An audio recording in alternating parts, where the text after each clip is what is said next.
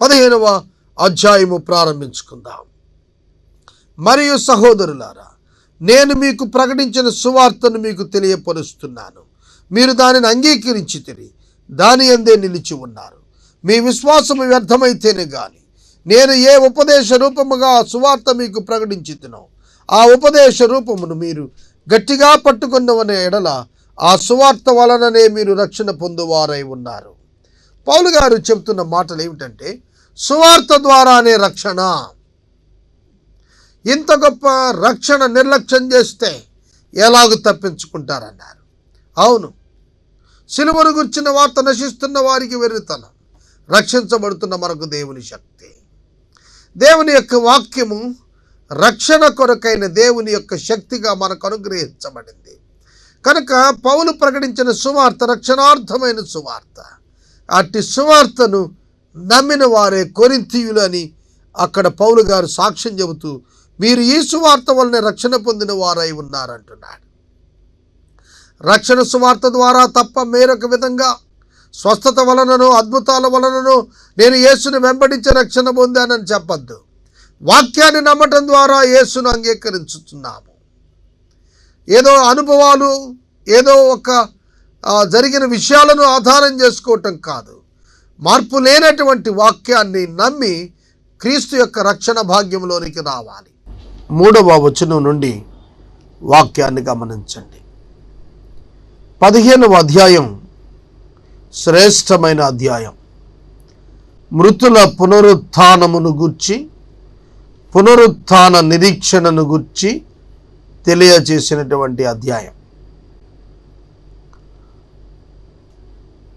నాకియ్యబడిన ఉపదేశమును మీకు మొదట అప్పగించితిని. అదేమనగా, లేఖనముల ప్రకారం క్రీస్తు మన పాపముల నిమిత్తం మృతి పొందెను, సమాధి చేయబడెను, లేఖనముల ప్రకారము 3వ దినమున లేపబడెను. పౌలు భక్తుడు పొందిన ఉపదేశం, సువార్త ఉపదేశం దేవుని చేత పౌలు గారికి ఇవ్వబడింది. ఈ ఉపదేశ సారం ఏమిటి అనగా, లేఖనముల ప్రకారము క్రీస్తు మన పాపముల కొరకు మృతి నొందెను, లేఖనముల ప్రకారము ఆయన సమాధి చేయబడెను, లేఖనముల ప్రకారము 3వ దినమున లేపబడెను. యేసుక్రీస్తు ప్రభువు లేఖనాల సారం. లేఖనముల యందు మీరు విశ్వాసముంచుచూ ఉన్నారు. లేఖనములను పరిశీలించండి, అవే నన్ను గూర్చి సాక్ష్యమిస్తాయి అని యేసుక్రీస్తు ప్రభువారు శాస్త్రులు పరిచయులతో స్వయంగా చెప్పారు. లేఖనము దేవుని యొక్క వాక్యము, దేవుని యొక్క రివీల్డ్ ట్రూత్, ప్రత్యక్షపరచబడిన సత్యం. క్రీస్తు ప్రభువు ఇంకా ఈ లోకములోనికి రాకపూర్వమే 1000 సంవత్సరాల క్రితం దావీదు కీర్తనాకారుడు యేసుక్రీస్తు ప్రభువు వారి యొక్క శిలువ శ్రమలను తన కీర్తనలలో ప్రస్తుతిస్తూ వ్రాశాడు, ప్రవచనాత్మకంగా వ్రాశాడు. 22వ సంకీర్తనలో యేసు శిలువ శ్రమలు, యేసు శిలువలో పలుకు పదాలు అందులో ఇమిడి ఉన్నాయి. శిలువలో యేసుక్రీస్తు ప్రభువారు పలికిన 4వ మాటను కీర్తనాకారుడు 1000 ఏండ్ల క్రితమే ఆ మాట పలకటానికి ముందుగానే కీర్తనాకారుడు ఆ మాటలు వచించాడు. నా దేవా నా దేవా నన్నేల చేయి విడిచితివి. చూడండి, యేసుక్రీస్తు ప్రభువారు శిలువ సమయంలో పొందిన దెబ్బలు, ఆయన యొక్క అంగీ పంచుకోవటం, దొంగల మధ్యన వేలాడటం, అలాగే ధనవంతుని సమాధిలో ఉంచబడటం, అన్యాయపు తీర్పుకు గురి అవ్వటం, ఇవన్నీ కూడా లేఖనాలలో ముందస్తుగానే వ్రాయబడ్డాయి. యేసుక్రీస్తు ప్రభువారిని అప్పగించేటువంటి యోధాను గురించి ముందస్తుగానే ఇర్మియా ప్రవక్త ప్రకటన చేశాడు. లేఖనాల్లో వ్రాయబడిన ప్రకారమే యేసు మన పాపముల కొరకు చనిపోయాడు. లోక పాపములను మోసుకొని పోవు దేవుని గొర్రెపిల్ల అని యేసుక్రీస్తు ప్రభువును పరిచయం చేశాడు బాప్తిస్మం ఇచ్చి యోహాను. కనుక యేసు మనుషుల పాపం కొరకు చనిపోవటానికి వచ్చారు. రోమాపత్రిక 8వ అధ్యాయం 3వ వచనం, హెబ్రీ పత్రిక 2వ అధ్యాయం 14-15 వచనాలు మీరు చూచినట్లయితే మానవ పాప క్షమాపణ కొరకు ఆయన నరుడయ్యాడని అర్థం అవుతుంది. మార్కు సువార్త 10వ అధ్యాయం 45వ వచనంలో యేసుక్రీస్తు ప్రభువారి యొక్క శిలువ యొక్క ఆవశ్యకత వర్ణిస్తూ ఆయన ప్రత్యక్షత ప్రాయశ్చిత్తం కొరకే అని చెప్పబడుతూ వచ్చింది. లేఖనాల్లో ముందస్తుగానే యేసు తన ప్రాణాన్ని పెట్టబోతున్నారని తెలియచేయబడింది. ఏదైనా వనంలో ఆదాము హవ్వలు పాపము చేసిన తరువాత దేవుడు వారిని దర్శించిన సందర్భంలో ఆదికాండం 3వ అధ్యాయం 15వ వచనంలో యేసు మరణము చెందుతారు, యేసుక్రీస్తు ప్రభువు శిలువను అధిరోహిస్తారనేటువంటి విషయాన్ని దేవుడే స్వయంగా సర్పముతో మాట్లాడిన మాటలలో తెలియచేశారు. కనుక లేఖనాలలో వ్రాయబడింది యేసు ప్రభు మానవ పాప పరిహారార్థం ప్రాయశ్చిత్తం కొరకు తన ప్రాణాన్ని సమర్పిస్తారని. లేఖనాల ప్రకారం చనిపోయాడు, లేఖనాల ప్రకారమే సమాధి చేయబడ్డాడు. అదే లేఖనాల ప్రకారం మరణమును జయించి తిరిగి లేచాడు. పరిశుద్ధుడిని నీవు కుళ్ళు పట్టనీయవు అని ప్రస్తుతించాడు భక్తుడు. అవును, యేసు మృతులలో ఉండడని, ఆయన తిరిగి లేస్తాడని, పునరుత్థానముందని తేటగా తెలియచేయబడుతూ వచ్చింది. అందుకే పౌలు గారు కొరింథీయులకు రాస్తూ అంటున్న మాటలు ఏమిటంటే, క్రీస్తు లేఖనాల ప్రకారం మన పాపముల నిమిత్తం మృతి పొందెను, లేఖనాల ప్రకారం మన పాపముల నిమిత్తము మృతి పొందెను, లేఖనముల ప్రకారం సమాధి చేయబడెను, లేఖనాల ప్రకారం 3వ దినమున లేపబడెను. లేపబడెను అనే మాట మీరు అండర్లైన్ చేసుకోండి. అపోస్తుల కార్యముల గ్రంథంలో కూడాను పేతురు భక్తుడు సమాజంతో మాట్లాడుతున్నప్పుడు మీరు ఆయనను చంపితిరి గాని దేవుడు ఆయనను లేపెను అని రాశాడు. యేసు లేచెను, యేసు లేపబడెను. యేసు లేచెను, యేసు లేపబడెను. మనుష్య కుమారుడిగా ఆయన లేపబడ్డాడు, దేవుని కుమారుడిగా ఆయన లేచాడు. కనుక ఈ పునరుద్ధానము అనే అంశాన్ని మనం అర్థం చేసుకున్నట్లయితే యేసు మృతులలో నుండి మొదటి ఫలంగా ఆయన సజీవుడై వెలుపటికి వచ్చారు. యేసు యొక్క ఖాళీ సమాధి నేటికి సాక్ష్యం చెబుతోంది ఆయన ఎక్కడ లేడని.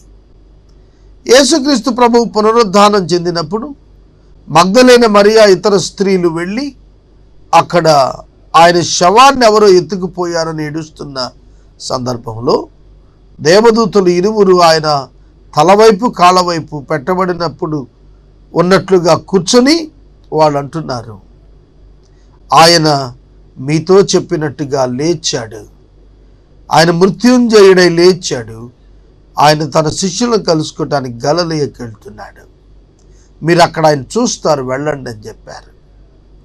కనుక యేసు పునరుద్ధానుడయ్యాడు. చాలామంది ఇది నాన్న పునరుద్ధానాన్ని నమ్మరు. ప్రియమైన దేవుని బిడ్డలారా, బైబిల్ గ్రంథం పునరుద్ధానాన్ని జ్ఞాపకం చేస్తుంది. మానవునికి ఒక్క జీవితమే ఇవ్వబడుతుంది.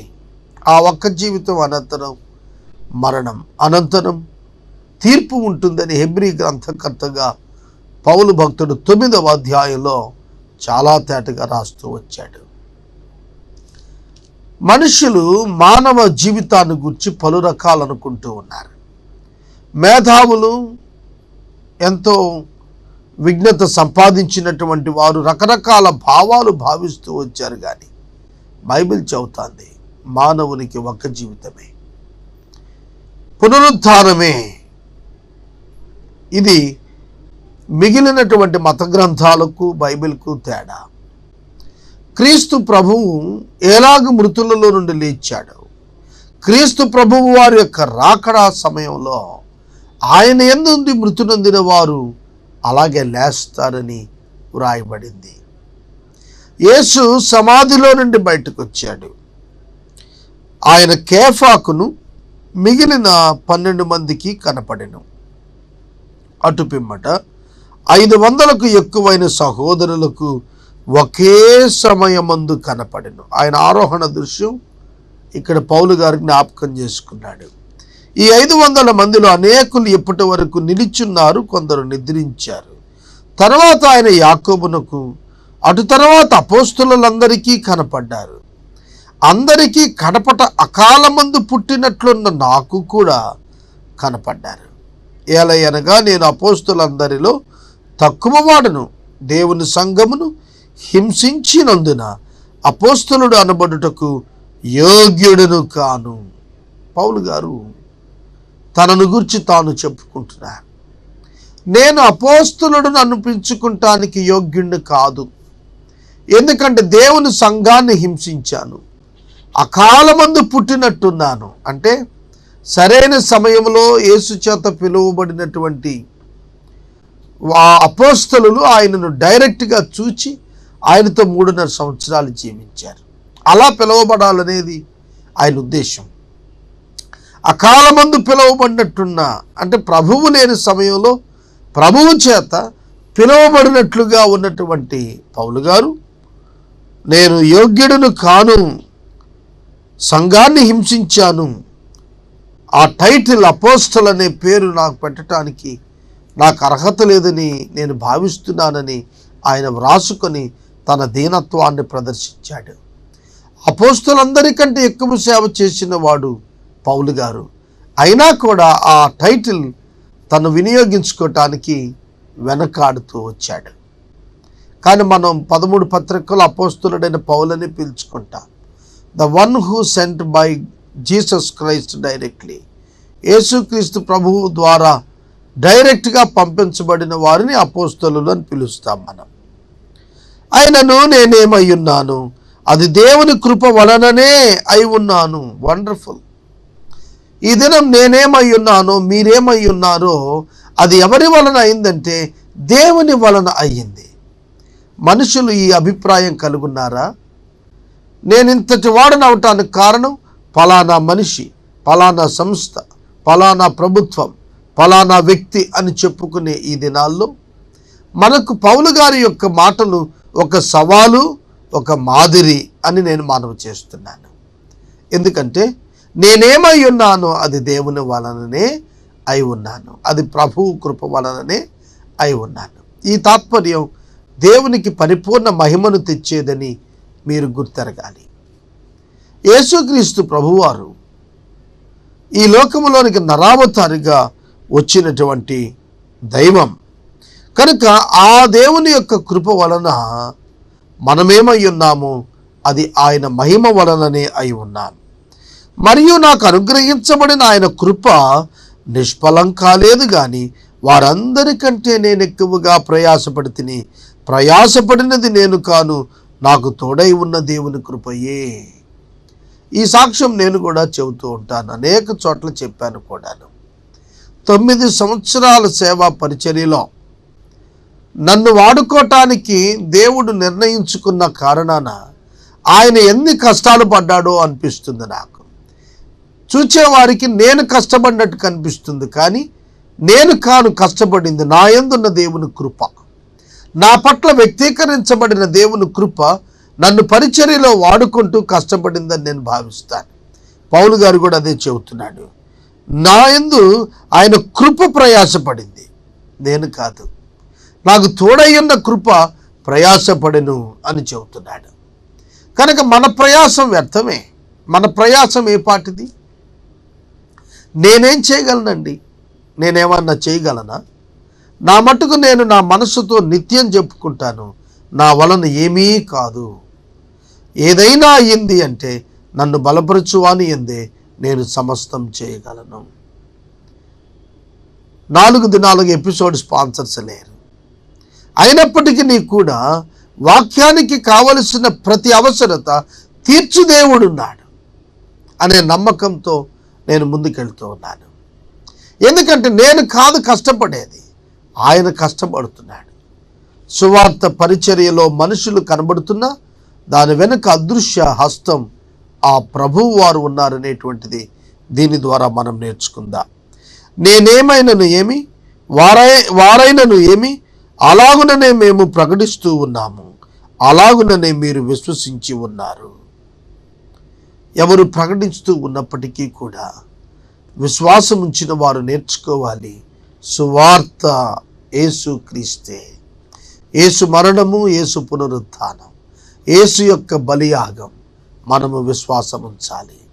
క్రీస్తు నా పక్షంగా చనిపోయారు, క్రీస్తు నా పాపములకు సమాప్తి అయి ఉన్నాడు, క్రీస్తు నన్ను విమోచించినారు అనేటువంటి విశ్వాసం మీ అంతరంగాల్లో స్థిరంగా ఏర్పడాలి. క్రీస్తు మృతులలో నుండి లేపబడి ఉన్నాడని ప్రకటించబడుతుండగా మీలో కొందరు లేచి మృతుల పునరుద్ధానము లేదని ఎట్లు చెప్పుచున్నారు? పౌలు గారు ప్రశ్నిస్తున్నాడు కొరింథీయులను. మృతుల పునరుద్ధానం లేదు, ఏమీ లేదు. మృతుల పునరుద్ధానం లేదని ప్రకటిస్తున్నారే, మేమైతే మృతుల పునరుద్ధానం ఉందని ప్రకటిస్తున్నాం. మేమిట్లా ప్రకటిస్తుండగా వారు ఎందుకు అట్లా ప్రకటన చేస్తున్నారు? అది పౌలు గారు అడుగుతున్న ప్రశ్న. మృతుల పునరుద్ధానం లేని ఎడల క్రీస్తు కూడా బ్రతికి లేపబడి ఉండలేదు. మరియు క్రీస్తు లేపబడని ఎడల మేము చేయు ప్రకటన వ్యర్థమే, మీ విశ్వాసమును వ్యర్థమే. మృతుల పునరుద్ధానం లేకపోతే క్రైస్తవుల నిరీక్షణ, క్రైస్తవుల విశ్వాసము వ్యర్థమే. గ్రహిస్తున్నారా? క్రైస్తవేతర సోదరులు ఏ విధంగా అయితే మృతుల పునరుద్ధానం లేదని వారు అనుకుంటారో ఆ విధముగా అనుకొనటం గనక క్రైస్తవుల పక్షంగా అది నిజమైతే క్రీస్తు కూడా లేపబడి ఉండలేదు కదా. చూడండి, క్రీస్తు మృతులలో నుండి లెగ్గకపోతే మనం నమ్ముతున్న విశ్వాసం వ్యర్థమే, మనం ప్రకటన చేసుకోవటం కూడా వ్యర్థమే. యేసు చనిపోయాడు, అక్కడితో హిస్టరీ పూర్తయిపోయింది అనుకుంటే పొరపాటే. మూడవ దినాన ఆయన లేచాడు. పౌలు మాట్లాడుతూ అన్నారు, కేఫా పేతురు గారికి కనపడ్డాడు, అపోస్తలులకు కనపడ్డాడు, 500 మందికి కనపడ్డాడు, 11 ప్రత్యక్షతలు యేసుక్రీస్తు ప్రభువారు ఆయన పునరుద్ధాన అనంతరం అక్కడ ఇచ్చారు. అంతేకాదు, స్టెఫెను మరణానంతరం సౌలుకు కూడా ప్రభు ప్రత్యక్షమయ్యారు. పౌలు పలుమార్లు చెప్పుకున్నారు, క్రీస్తు నా పక్కన నిలిచారని, ప్రభువు నన్ను విడిపించారని, నేను ప్రభువుతో మాట్లాడానని మాట్లాడుతున్నాడు. క్రీస్తును దేవుడు లేపెనని ఆయనను గురించి మేము సాక్ష్యం చెప్పి ఉన్నాం కదా. మృతులు లేపబడని ఎడల దేవుడు ఆయనను లేపలేదు గనుక మేమును దేవుని విషయమై అబద్ధపు సాక్షులంగా అగపడుచున్నాము. యేసుక్రీస్తు ప్రభు మృతి పొందాడని మేము చెబుతున్నాం. ఈరోజు నేను కూడా చెబుతున్నాను, మీలో చాలామంది కూడా నమ్ముతున్నారు. మరి అటువంటప్పుడు ఆయన లేపబడకపోతే మేమంతా అబద్ధ సాక్షులం అయిపోతాం కదా. క్రీస్తు మృతులలో లేరని, ఆయన సజీవుడని, మా జీవితాల్లో ఆయన శక్తిని మేము అనుభవిస్తున్నామని చెబుతున్న క్రైస్తవులు అబద్ధపు సాక్షులు అయిపోతారు కదా. క్రీస్తు లేపబడిన ఎడల మీ విశ్వాసం వ్యర్థమే. కొరింథీయులారా, మీరింకను మీ పాపాల్లోనే నిలిచి ఉన్నారు. యేసుక్రీస్తు ప్రభువారు మృతి చెందకపోతే, తిరిగి లెగకపోతే మీరు మీ పాపాల్లోనే నిలిచి ఉన్నట్లు, పాపమునకు ప్రాయశ్చిత్తం జరగలేదనేది అర్థమవుతుంది అక్కడ. కాబట్టి అంతేకాదు, క్రీస్తునందు నిద్రించిన వారు కూడా నశించిపోయినట్లే. ఈ జీవితకాలం మట్టుకే మనము క్రీస్తునందు నిరీక్షించు వారమైన ఎడల మనుషులందరికంటే దౌర్భాగ్యులమై ఉందము. యేసుక్రీస్తు ద్వారా కలిగేటువంటి ప్రయోజనం భూమి మీద మాత్రమే అయినట్లయితే మనము మిగిలిన క్రైస్తవేతరులందరికంటే కూడా దౌర్భాగ్యులము అని పౌలు గారు వ్యాఖ్యానం చెబుతున్నారు. ఈ జీవితకాలం మట్టుకే మనకు క్రీస్తు ప్రయోజనకరమైతే, మనం క్రీస్తునందు నిరీక్షిస్తున్న ఎడల, క్రీస్తునందు నిరీక్షిస్తున్న వారమైన ఎడల మనుషులందరికంటే దౌర్భాగ్యులమై ఉందుము. మనుషులందరికంటే దౌర్భాగ్యులం. ఎంత గొప్ప మాట వాడాడు. మనుషులందరికంటే దౌర్భాగ్యులము. యేసుక్రీస్తు ప్రభువునందు మనము నిరీక్షణ కలిగి ఉన్నప్పుడు కేవలం ఈ జీవితకాలం వరకే అనుకుంటాం పొరపాటు. నిత్య రాజ్యంలో కూడా ఆయన మనతోనే ఉంటారు, మనం ఆయనతోనే ఉంటాం, మనము దేవుని యందు ఆనందిస్తూ ఉంటాం. ఆ నిరీక్షణ లేకపోతే ఈ భూమి మీద మారు మనసు పొందటం, పాపం మానేయటం, రిస్ట్రిక్టెడ్ క్రిస్టియన్ లైఫ్ జీవించటం వల్ల ప్రయోజనం ఏమిటి? వ్యర్థమైనటువంటిదిగా అయిపోతుంది జీవితం. కాబట్టి ప్రభువు యొక్క వాక్యం చెబుతోంది, ఆయన పునరుద్ధారణని మనం నమ్ముతున్నాము, ఆయన పునరుద్ధారణని నిరీక్షించుచున్నాము, మనము దౌర్భాగ్యులము కాదని విశ్వాసం ఉంచుచున్నాము. ఇప్పుడైతే నిద్రించిన వారిలో ప్రథమ ఫలముగా క్రీస్తు మృతులలో నుండి లేపబడి ఉన్నాడు. మనుషుని ద్వారా మరణము వచ్చెను గనుక మనుషుని ద్వారానే మృతుల పునరుద్ధానమును కలిగెను. ఆదామునందు అందరూ ఎలాగూ మృతి పొందుచున్నారో అలాగుననే క్రీస్తునందు అందరూ బ్రతికించబడుదురు. ప్రతివాడును తన తన వరుసలోనే బ్రతికింపబడును. ప్రథమ ఫలము క్రీస్తు, అటు తరువాత క్రీస్తు వచ్చినప్పుడు ఆయన వారు బ్రతికించబడుదురు. తెస్సలోనికైలకు పరిశుద్ధుడైన పౌలు మొదటి లేఖ 4వ అధ్యాయం 13 నుండి 18 వరకు రాసినటువంటి మాటల్లోని సారమే కొరింథీయులకు కూడా రాస్తూ ఉన్నాడు. ఇప్పుడైతే నిద్రించిన వారిలో ప్రథమ ఫలంగా క్రీస్తు మృతులలో నుండి లేపబడ్డాడు. First fruit of resurrection. పునరుత్థానం ఆయనే, మొదటి ఫలం ఆయనే. అనేకులు పునరుద్ధానం చెందాల్సి ఉంది ప్రభువారి యొక్క రాకడలో. విశ్వసించిన వారు పునరుద్ధానులవుతారు. కనుక మనుషుడైన ఆదాము ద్వారా పాపం వచ్చింది, కడమ ఆదామైన క్రీస్తు ద్వారా మరణము నుండి విమోచన వచ్చింది, పునరుద్ధానం కలిగింది. ఆదామునందు అందరు ఎలాగ మృతి పొందారు, ఎందరు మృతి పొందారు అన్నప్పుడు not the physical death but the spiritual death, separation from God and life. దేవుని నుండి, జీవము నుండి అందరూ వేరైపోయారు ఆదాము పాపాన్ని బట్టి. అలాగే యేసు యొక్క విధేయతను బట్టి అందరూ దేవుని యొద్దకు వచ్చేటువంటి అవకాశం కలిగింది. కనుక ఎందరు ఆయన యందు విశ్వాసం ఉంచుతారో వారందరికీ దేవుని పిల్లలు అవటానికి అధికారం అనుగ్రహించబడింది. క్రీస్తు ప్రభువు వచ్చినప్పుడు ఆయన వారు వరుసగా బ్రతికించబడతారు. ప్రథమ ఫలం క్రీస్తు, ఆయన వచ్చినప్పుడు ఆయన వారు బ్రతికించబడతారు. ఆయన వారంటే ఆయన యందు మృతి నొందిన వారు, ఆయన యందు నిద్రించినటువంటి వారు ఆయనతో కూడా వెంటబెట్టుకుని రాబడతారు. సోదరుడా, సోదరి, మరణించిన మన పితరులు, మరణించిన మన కుటుంబీకులు క్రీస్తు సన్నిధిలో ఉన్నారు. ప్రభువు ఈ లోకానికి మరలా రాబోతున్నారు. ఆయన మేఘాల మీద రానై ఉన్నారు.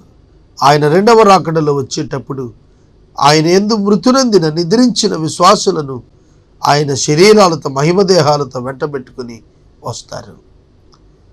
క్రీస్తునందు సజీవులమైన మనం ఆయన ఎదుర్కోవటానికి ఆకాశం మధ్యమానికి వెళ్తాం. 7 ఏండ్ల వివాహం ఇందు జరుగుతుంది.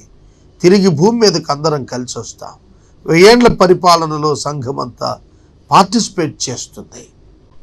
కనుక ఇటు గొప్ప నిరీక్షణతో మనం ఉన్నామండి. కనుక పునరుద్ధానం లేదని అనుకుంటే మన విశ్వాసం వ్యర్థమే, మన నిరీక్షణ వ్యర్థమే, మన నమ్మకం వ్యర్థమే, మనము దేవుని సేవించుట వ్యర్థమే. సోదరుడా, సోదరి, పునరుద్ధానమును నీవు నమ్మాలి. మార్తతో ప్రభు అదే చెప్పారు, మార్తా మార్తా, పునరుద్ధానము జీవము నేనే అన్నారు. కనుక యేసే పునరుద్ధానం, యేసు నందే పునరుద్ధానం, యేసు పునరుద్ధాన ప్రథమ ఫలం. ఆయన వెంబడి ఆయన వారమైన మనం లేస్తామనే సత్యాన్ని మనం అంగీకరించుకుందాం. 24వ వచనం నుండి వాక్యాన్ని గమనించండి. పరిశుద్ధుడైన పౌలు భక్తుడు కొరింథీయులకు రాసిన మొదటి లేఖ 15వ అధ్యాయం 24వ వచనం. అటు తర్వాత ఆయన సమస్తమైన ఆధిపత్యమును, సమస్తమైన అధికారమును, బలమును కొట్టివేసి తన తండ్రి అయిన దేవునికి రాజ్యమును అప్పగించును. అప్పుడు అంతము వచ్చును. మత్తయి సువార్త 24వ అధ్యాయంలో యేసుక్రీస్తు ప్రభువు వారి యొక్క శిష్యులు ప్రభువును అడిగారు, ప్రభువా, అంతము ఎప్పుడు వచ్చును అని ప్రశ్న వేశారు. ఆ ప్రశ్నకు ప్రభువు చెప్పినటువంటి జవాబులు మీరు చూసినట్లయితే, ఇవి జరగవలసి ఉన్నవి కానీ అంతము వెంటనే రాదు అని మాట్లాడారు. అయితే కొరింథీ సంఘానికి పౌలు రాస్తూ అంతట అంతము వచ్చును అనే పదాన్ని బయలుపరుస్తున్నాడు. ఎప్పుడు అంతము వచ్చును? యేసుక్రీస్తు ప్రభువు వారి యొక్క రాకడ సంభవించిన తరువాత, విశ్వాసుల పునరుద్ధానం తరువాత, 1000 ఏండ్ల పరిపాలన తరువాత, ఆ 1000 ఏండ్లు బంధించబడి ఉండేటట్లుగా అపవాది పాతాళంలో బంధించబడి ఉండిన తదుపరి కొద్ది కాలం విడిచిపెట్టబడి తన ప్రజలను పోగు చేసుకుని ప్రభువు మీద యుద్ధం చేసి ఆ యుద్ధంలో అపవాది ఓడిపోయినప్పుడు నిత్య నరకాగ్ని గుండానికి ఆయన అపవాదిని పంపించినప్పుడు ఆ తరువాత అంతము వచ్చును. కనుక ఎస్కటాలజీ, జరగాల్సినటువంటి భవిష్యత్ శాస్త్రం ప్రకారంగా దైవిక ప్రణాళిక ఏ విధంగా ఉంది అనేది మనం అర్థం చేసుకుంటే, ఈ లోకం యొక్క అంతం పరిశుద్ధుడైన పేతురు భక్తుడు ప్రవచించినటువంటి రీతిగా పంచభూతాలు మిక్కుటమైన వేండ్రంతో కాలి బూడిదైపోయేటువంటి కాలం ఎప్పుడు సంభవిస్తుంది అనే దానికి బైబిల్ గ్రంథం ఇచ్చినటువంటి ఉదాహరణ, లేకపోతే బైబిల్ ఇచ్చిన వివరణ ఏమిటనగా, ప్రభువు రాకడ, 2వ రాకడ సంభవించాలి. ప్రభువు వారి యొక్క 2వ రాకడ సంభవించే ముందు ప్రభువు యొక్క సంఘం ఆకాశ మధ్యమానికి చేర్చబడాలి. 7 సంవత్సరాలు అదే సమయంలో ఆకాశ మధ్యమాన ప్రభువు దిగిరాగా ఆయన యొద్ద వివాహ విందులో పాలు పొందుతారు. అదే 7 సంవత్సరాలు భూమి మీద అంత్యక్రీస్తు పరిపాలన. అంత్యక్రీస్తు పరిపాలనలో 7 ఏండ్లు శ్రమలుంటాయి. మొదటి 3.5 ఏండ్లు శ్రమలు, చివరి 3.5 ఏండ్లు మహాశ్రమలు, గ్రేట్ ట్రిబ్యులేషన్ పీరియడ్ అంటారు దాన్ని. ఆ 7 ఏండ్ల శ్రమల కాలం అనంతరం ప్రభువు వారు ఆకాశ మధ్యమమున ఉన్న సంఘమును తీసుకుని భూమి మీద యెరూషలేములో అడుగు పెడతారు. ఆయన రారాజుగా ఆయన 1000 సంవత్సరాలు పరిపాలన చేస్తారు. ఈ 1000 ఏండ్ల కాలంలో అపవాది బంధించబడతాడు పాతాళంలో. అపవాది లేకపోవటం వలన భూమి మీద ఏ పాపమునకు చోటు ఉండదు. 1000 ఏళ్ల నీతి పరిపాలన, శాంతి పరిపాలన, యెరూషలేమును ముఖ్య కేంద్రంగా చేసుకుని యేసు ప్రభు పరిపాలన చేస్తారు. ఆ 1000 ఏండ్ల అనంతరం కొద్ది కాలం అపవాది పాతాళము నుండి విడిచిపెట్టబడి భూమి మీద అనుమతించబడతాడు. అతడు తన ప్రజలను సేకరించి ప్రభువుపై యుద్ధం చేసి ఓడిపోతాడు. ఫైనల్ జడ్జిమెంట్ జరుగుతుంది. ఆ జడ్జిమెంట్ అనంతరం అపవాదిని అగ్నిగుండానికి, అపవాదితో అనుచరులైన మానవులను అగ్నిగుండానికి చేరుస్తాడు. ఆ తదుపరి అంతము వచ్చును. గ్రహించండి, ఆ తదుపరి అంతము వచ్చును. కనుక ఈ విశ్వం అంతా కూడా తీసివేయబడేది 2012లో ఏదో ఒక గొప్ప ప్రళయం వచ్చేస్తోంది, భూమి నాశనం కాబోతోంది అని చెప్పి చాలా మంది భయకంపితులు చేస్తూ మాట్లాడుతున్నారు. అది వాస్తవం కాదంటానికి బైబిల్ గ్రంథం మనం ఈ మాటలు జ్ఞాపకం చేసుకోవచ్చు.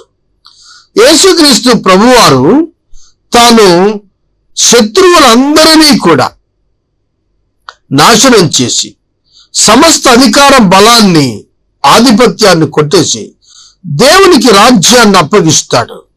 ఎందుకనగా శత్రువులందరినీ తన పాదముల కింద ఉంచు వరకు ఆయన రాజ్య పరిపాలన చేయించు ఉండవలెను. కడపట నశింపచేయబడు శత్రువు మరణము.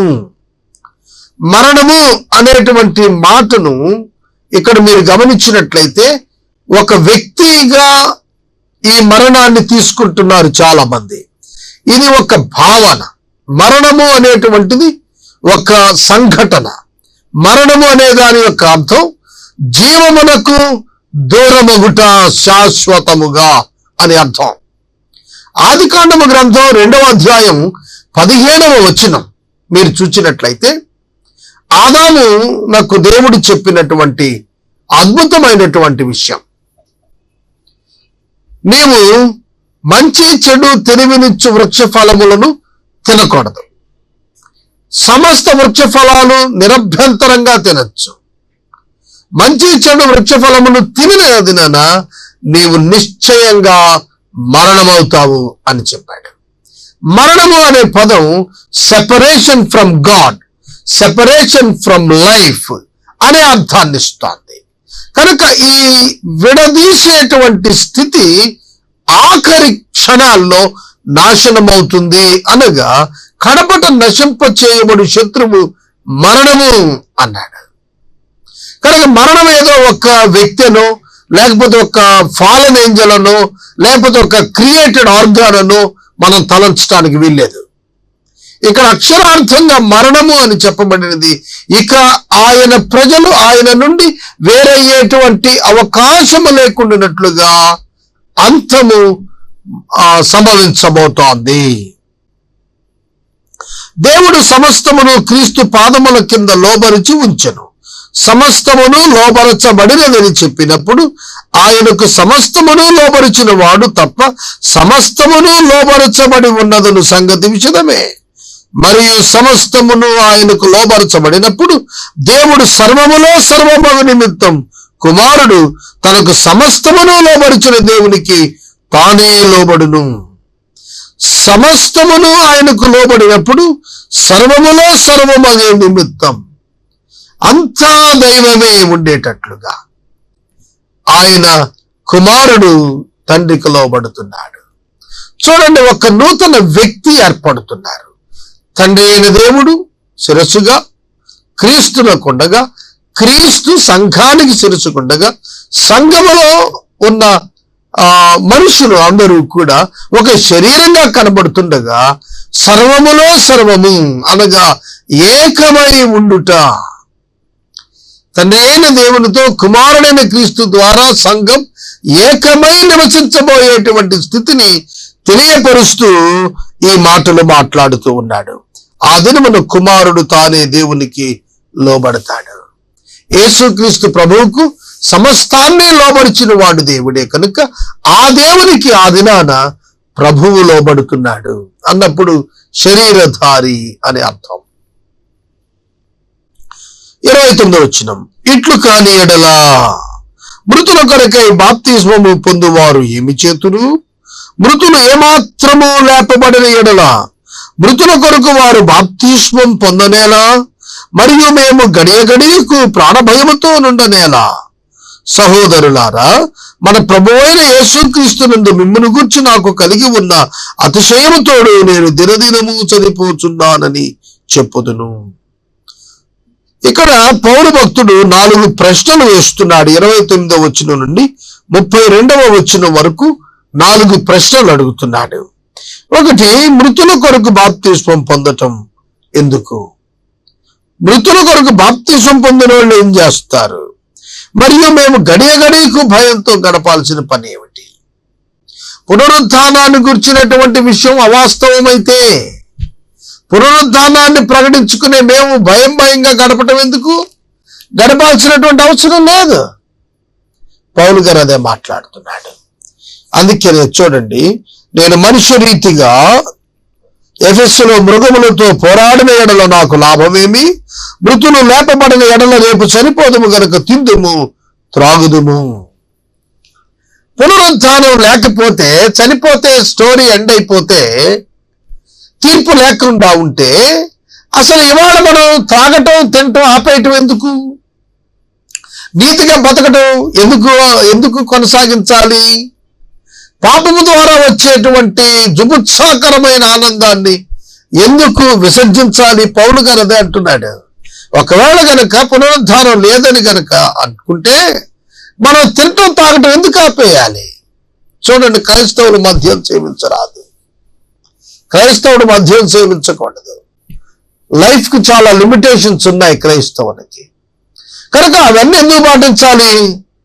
వాటి వల్ల స్వతంత్రాన్ని ఎందుకు నాశనం చేసుకోవాల్సి వస్తుంది? కాబట్టి పౌలు గారి యొక్క మాటలు మీరు గమనించండి. రేపు చనిపోదాం కనుక తిందుము తాగుదుము అంటూ మోసపోకండి. దుష్ట సాంగత్యం అంటే ఎవరంటే మృతుల పునరుద్ధానం లేదని చెప్పిన వారిని దుష్ట సాంగత్యం అన్నాడు. దుష్ట సాంగత్యం మంచి నడవడిని చెరుపును, నీతి ప్రవర్తన గలవారే మేల్కొని పాపం చేయకండి. నీతి ప్రవర్తన గలవారే మేల్కొని పాపము చేయకండి. పునరుద్ధానం లేదు గనక అంతా భూమి మీద అయిపోతుంది గనక నీ ఇష్టం వచ్చినట్టుగా భూమి మీద జీవించేశాయి అనేది కొరింథీ సంఘంలో కొందరు లేచి మాట్లాడుతున్నారు. సొలొమోను మహారాజు ప్రసంగి గ్రంథంలో 11వ అధ్యాయం చివరి వచనంలో 12వ అధ్యాయం మొదటి వచనంలో ఏమని చెబుతున్నారు?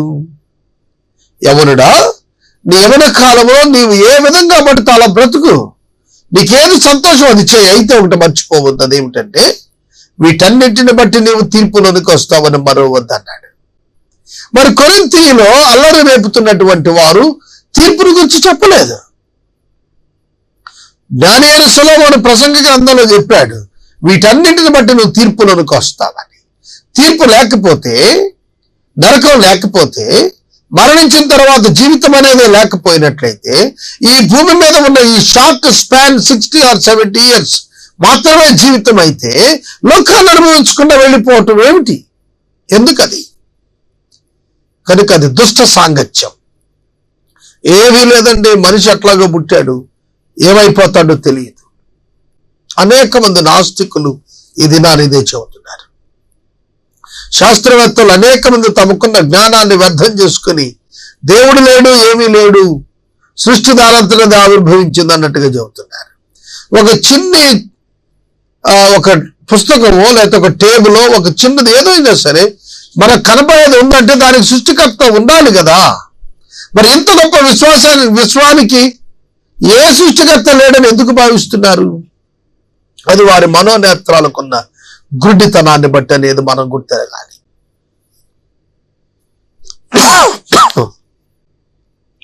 నీతి ప్రవర్తన గలవారే మేల్కొని పాపము చేయకండి. దేవుని గురించిన జ్ఞానం కొందరికి లేదు, మీకు సిగ్గు కలుగుటకై ఇట్లు చెప్పుచున్నాను. దేవుని గురించిన జ్ఞానం కలిగిన వారు ఇలా చేయకూడదు. దుష్ట సాంగత్యంతో నడవడి చెరుపుకోకూడదు. పౌలు గారి పునరుద్ధానాన్ని గురించి మాట్లాడుతూ 35వ వచనంలో అంటున్నారు, అయితే మృతులేలాగు లేతురు, వారెట్టి శరీరంతో వత్తురని ఒకడు అడుగును. చనిపోయిన వ్యక్తిని పాతి పెడతారు. పాతి పెట్టిన తర్వాత అతని చర్మం అంతా చీకిపోతుంది, మట్టి అయిపోతుంది. కొంతకాలానికి ఎముకలు కూడా ఉండవు, ఎముకలు కూడా మట్టి అయిపోతాయి. మరి ఈ మట్టి అయిపోయిన ఈ మానవుడు మరలా ఎట్లా ఏ శరీరంతో వస్తాడు? ఇది ప్రశ్న. దానికి పౌలు గారి జవాబు, ఓ అవివేకి, నీవు విత్తునది చచ్చితేనే గాని బ్రతికింపబడదు కదా. నీవు విత్తుదానిని చూడగా అది గోధుమ గింజ అయినను సరే, మరి ఏ గింజ అయినను సరే, ఒట్టి గింజనే విత్తుచున్నావు గాని పుట్టబోవు శరీరాన్ని విత్తటం లేదు. అయితే దేవుడు తన చిత్త ప్రకారం నీవు విత్తిన దానికి శరీరాన్ని ఇస్తాడు, మరియు ప్రతి విత్తనమునకును దాని శరీరం ఇస్తూ ఉన్నాడు. చూడండి, ఇక్కడ విత్తనాన్ని ఉదాహరణగా చూపిస్తున్నాడు పౌలు గారు. అవును, విత్తువాడు విత్తనాన్ని విత్తినప్పుడు ఆ విత్తనం చచ్చిపోతుంది భూమిలో, ఆ తర్వాత అది మొలకెత్తుతుంది. విత్తినవాడు గింజను విత్తుతున్నాడు, దాని శరీరాన్ని విత్తటం లేదు. విత్తబడిన గింజ లోన చచ్చిన తర్వాత అది మొలకెత్తినప్పుడు అది మొక్కగా బయటకు వస్తుంది. ఆ ఆకారాన్ని ఇచ్చింది ఎవరు? దేవుడే. గింజను పాతితే ఒక మొక్క బయటకు వస్తుంది. ఆ మొక్క పుట్టడానికి ఆకారం ఇచ్చింది ఎవరు? దేవుడే. అలాగే ఇంకో ఉదాహరణ చెబుతున్నాడు, మాంసం అంతయు ఒక విధమైనది కాదు. మనుష్య మాంసం వేరు, మృగ మాంసం వేరు, పక్షి మాంసం వేరు, చేప మాంసం వేరు. ఆకాశ వస్తువుల రూపాలు కలవు, భూ వస్తు రూపాలు కలవు. ఆకాశ వస్తువుల మహిమ వేరు, భూవస్తు రూపుల మహిమ వేరు. సూర్యుని మహిమ వేరు, చంద్రుని మహిమ వేరు. నక్షత్రముల మహిమ వేరు. మహిమను బట్టి ఒక నక్షత్రములకు మరి ఒక నక్షత్రము భేదం కలదు కదా. మృతుల పునరుద్ధానం కూడా అలాగే. శరీరము క్షయమైనదిగా విత్తబడి అక్షయమైనదిగా లేపబడుతుంది. చూడండి, చనిపోయిన కొద్ది గంటలకు బాడీ డీకంపోజ్ అయిపోతుంది, దుర్వాసన ప్రారంభమవుతుంది, బ్యాక్టీరియా లోపల నుంచే తినేయటం ప్రారంభిస్తుంది. పాతిపెట్టిన తర్వాత శరీరంలో నుండే పురుగులు బయటకు వచ్చేస్తాయి, వచ్చి ఆ శరీరం అంతటిని తినేస్తాయి. సమాధి చేసేటువంటి వ్యక్తితో నేను చాలా పర్యాయాలు ఈ అంశం మాట్లాడాను. బయట నుంచి ఎక్కడి నుంచి కూడా లోపలికి ఏ జీవి వెళ్ళదు కదా, ఎట్లా ఇది బాడీ డీకంపోజ్ అయిపోతుంది, అది భూమిలో కలిసిపోతుంది అంటే ఆయన చెప్పాడు, శరీరంలో నుండే పురుగు వస్తుంది, ఆ పురుగు తినేస్తుంది, ఆ తర్వాత ఆ పురుగు కూడా అక్కడ చచ్చిపోతుంది, ఇంకో చోటకి వెళ్ళేదేం లేదు అది. కనుక గ్రహించండి, మృతుల పునరుత్థానం కూడా అలాగే. క్షయమైనది విత్తబడుతుంది, అక్షయమైనదిగా లేపబడుతుంది. ఘనహీనమైనది విత్తబడుతుంది, మహిమగలదిగా లేపబడుతుంది. బలహీనమైనది విత్తబడుతుంది, బలమైనదిగా లేపబడుతుంది. ప్రకృతి సంబంధంగా విత్తబడుతుంది, ఆత్మ సంబంధంగా లేపబడుతుంది. ప్రకృతి సంబంధమైన శరీరం ఉంది కనుక ఆత్మ సంబంధమైన శరీరం కూడా ఉన్నది అని పౌలు గారు తెలియచేస్తున్నారు. ఆత్మ సంబంధమైన శరీరం, మహిమ దేహంతో తిరిగి వస్తారు. మృతుల పునరుద్ధానంలో, నీతిమంతుల పునరుద్ధానములో, జీవ పునరుద్ధానంలో, మేలు కొరకైన పునరుద్ధానంలో విశ్వాసులు మహిమా శరీరముతో వెలుపటికి వస్తారు. ఇది విషయమై ఆదామును మొదటి మనుషుడు జీవించు ప్రాణి ఆయను. యాత్సర్ అని రాయబడింది ప్రాణి అనే పదానికి హీబ్రూలో. జీవించు ప్రాణి అయ్యాడు ఆదాము, కానీ క్రీస్తు అయితే జీవింపజేసే ఆత్మ అయ్యాడు. ఆత్మ సంబంధమైనది మొదట కలిగింది కాదు, ప్రకృతి సంబంధమైనదే మొదట కలిగింది, తర్వాత ఆత్మ సంబంధమైనది. మొదటి మనుషుడు భూ సంబంధి అయి మంటి నుండి వచ్చాడు. యేసుక్రీస్తు ప్రభు పరలోకం నుండి వచ్చాడు. మంటి నుండి పుట్టినవాడు ఎవడో మంటి నుండి పుట్టిన వారు అట్టివారే, పరలోక సంబంధి ఎట్టివాడో పరలోక సంబంధులను అట్టివారే. గ్రహించండి, పోలిక చెబుతున్నాడు. ఆదాము నుండి పుట్టిన వారం మంటివారం, మంటి నుండి పుట్టాం, మంటిలో కలిసిపోతున్నాం. యేసుక్రీస్తు నుండి పుట్టినటువంటి విశ్వాసులు యేసుక్రీస్తు ప్రభువును పోలి ఉంటారు. పరలోక సంబంధి అయిన వాడు ఎట్టివాడో పరలోక సంబంధులు అట్టివారే. మరియు మనము మంటి నుండి పుట్టిన వారి పోలికను ధరించి ఉన్న ప్రకారం పరలోక సంబంధి పోలికయు ధరించదము. మృతుల పునరుద్ధానంలో యేసుక్రీస్తు ప్రభువును పోలుంటాం మనం. ఆయన ఏ విధంగా అయితే ఉన్నారో ఆయన పోలికలోనికి మనం కూడా మార్చబడతాం. సహోదరులారా, నేను చెప్పినది ఏమనగా, రక్త మాంసములు దేవుని రాజ్యాన్ని స్వతంత్రించుకుని నేరవు, క్షయత అక్షయతను స్వతంత్రించుకొనను. ఇప్పుడు మనం ఉన్నటువంటి రక్త మాంసాలు గల శరీరం పరలోకానికి వెళ్ళలేదు, దేవుని రాజ్యాన్ని స్వతంత్రించుకోలేదు. క్షయమైనది అక్షయత ధరించుకోవాలి. ఈ వంటి దేహం మహిమాదేహంగా మార్చబడాలి. కనుక దాని కొరకే మనం సిద్ధపరచబడుతూ ఉన్నాం.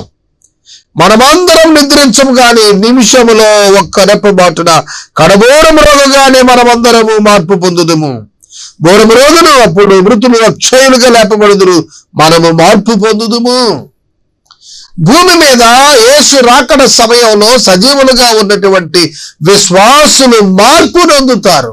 ఒక్క క్షణంలో మార్పు నొందుతారు. బోరము రోగుతుంది.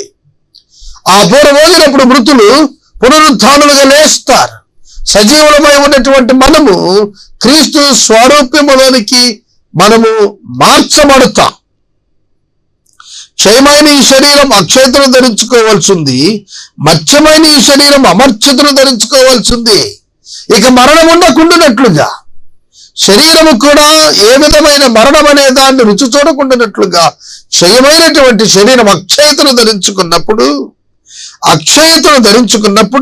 మత్స్యమైనది అమర్చతను ధరించుకున్నప్పుడు మరణమందు విజయమందు మరణము మృంగివేయబడును అని వ్రాయబడిన వాక్యం నెరవేరును. విజయమందు మరణం మృంగివేయబడును. చూడండి, మానవునికి మరణం ఉండదు.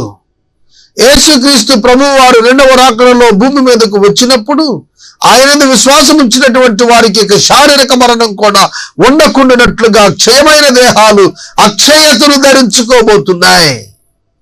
అందుకే ఓ మరణమా నీ విజయం ఎక్కడా, ఓ మరణమా నీ ముళ్ళెక్కడా? మరణపు ముళ్ళు పాపము, పాపమునకున్న బలము ధర్మశాస్త్రమే. ఆయనను మన ప్రభువు అయిన యేసుక్రీస్తు మూలంగా మనకు జయం అనుగ్రహిస్తున్న దేవునికి స్తోత్రం కలుగును గాక. ఈ వచనాలు ఎంత గంభీరంగా ఉన్నాయో చూడండి. మరణమా నీ విజయం ఎక్కడ? మరణమా నీ ముళ్ళెక్కడ? మరణమునకున్న ముళ్ళు పాపం, పాపమునకున్న బలం ధర్మశాస్త్రం. పాపము కొట్టివేయబడుతోంది. పునరుత్థానములో ప్రాచీన పాపము స్వభావం సంపూర్ణముగా మానవ దేహాలలో నుండి తొలగించబడుతోంది. గుర్తెరగండి, బాప్తిసం పొందినప్పుడు ప్రాచీన పాపము స్వభావం శరీరము నుండి తీయబడదు.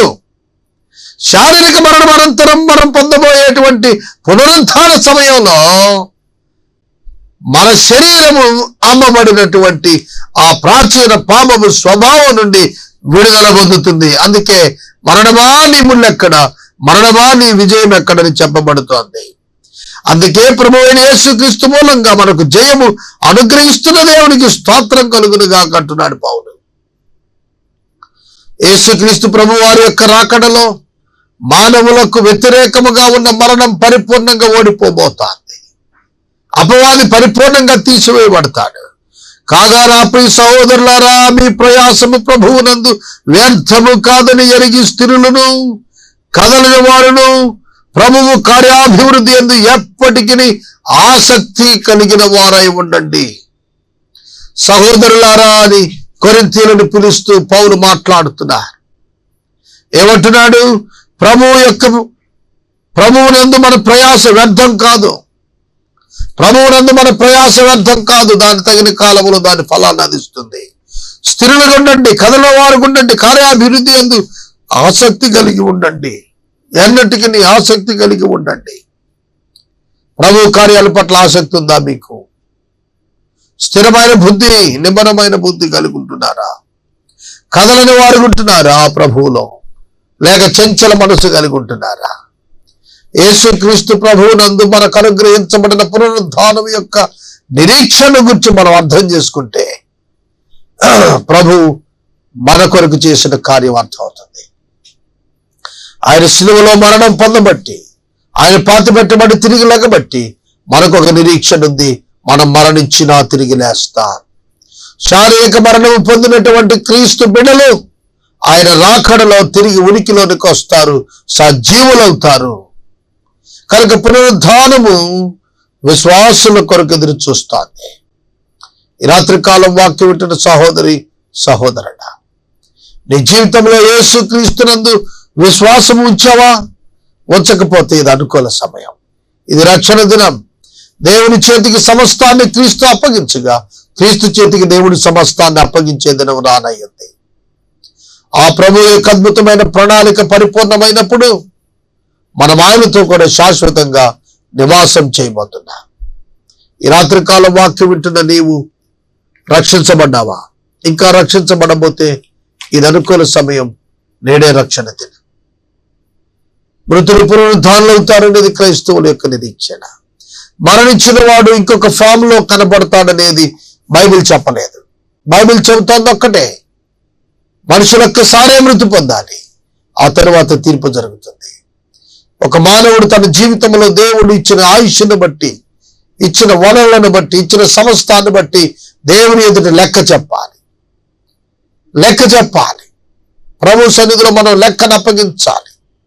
క్రీస్తు న్యాయపీఠం ఎదుట మనమందరం ప్రత్యక్షమైనప్పుడు మన హృదయ రహస్యాలను వెలుగులోనికి తీసుకొచ్చి ప్రభువు సమస్తాన్ని కూడా పరీక్షించే సమయం ఒకటి రాబోతూ ఉంది. దానిలో ఏ విధంగా మనము తప్పించుకోగలుగుతాము? ఈ రాత్రి నేను మనవి చేస్తున్నాను. ప్రభు యొక్క మహిమ మీకు దొరుకున్నట్లుగా, ప్రభు యొక్క రక్షణ భాగ్యం మీకు దొరుకున్నట్లుగా ప్రభు సహాయం చేయాలని కోరుతూ